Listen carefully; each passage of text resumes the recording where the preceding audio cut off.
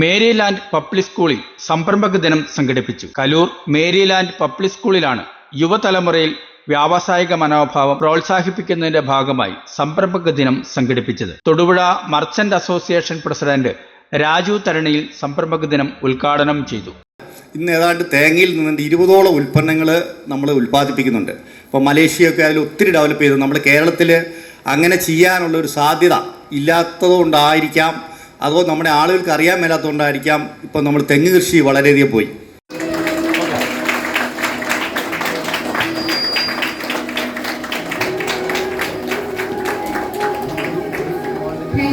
അൻപത്തി ഒന്നോളം സ്റ്റാളുകളിലായി വിദ്യാർത്ഥികളുടെയും യുവ സംരംഭകരുടെയും ഉൽപ്പന്നങ്ങളുടെ പ്രദർശനവും വിൽപ്പനയുമാണ് നടന്നത്.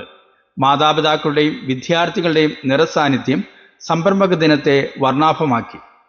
ഇടുക്കി ജില്ലയിൽ ആദ്യമായാണ് വിദ്യാലയങ്ങൾ സംരംഭക ദിനം നടപ്പിലാക്കിയതിനെ ഉദ്ഘാടകൻ സ്കൂൾ അധികൃതരെ പ്രത്യേകം അഭിനന്ദിച്ചു.